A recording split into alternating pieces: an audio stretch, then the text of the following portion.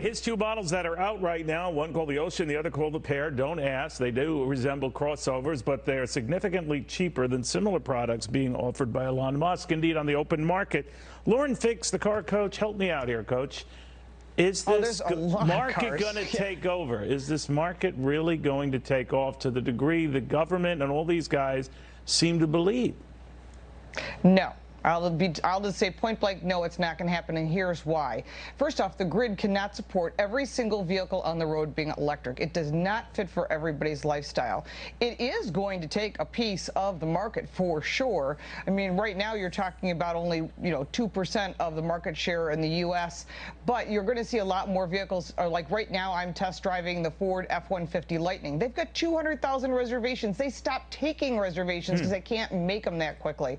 And of course, I've driven the Hummer and the Lucid Air and a lot of the other vehicles, and you start realizing that this is great that we are coming out with new designs, new technology, and longer range, but there's a lot of other factors that need to be thought of. And right now we're talking about all the materials that go into batteries. We will never mine cobalt here in the U.S. because it's so hazardous to the environment, and that's why we don't.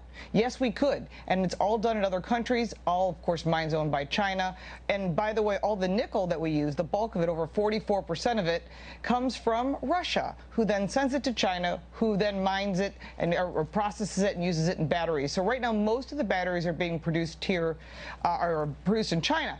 But talking to Ford, they're going to produce all the batteries for their F-150 Lightning here in Atlanta. So you're going to start seeing more and more battery factories opening up here in the U.S., and that's good because we want to keep it vertical. Part of the problem is when you ship all of your inventory and all of your small parts to other countries, you're reliant on them. And if you can't get them because they're sitting out in boats in the ocean trying to get into docks, that's going to be a big problem. So for supply chain issues, we have to correct that. We have to correct the chip issue, and then we can work on the battery. So with all of this going on, you're going to see electric cars. They are not going to be 100% of what's sold. You will still see a mixture, and that's honestly the truth. And I keep telling people, keep your eye on e-gas. That is going to be something very interesting, because if you can't afford gasoline now, the last thing you're going to do is buy a new vehicle, but e-gas may be the answer.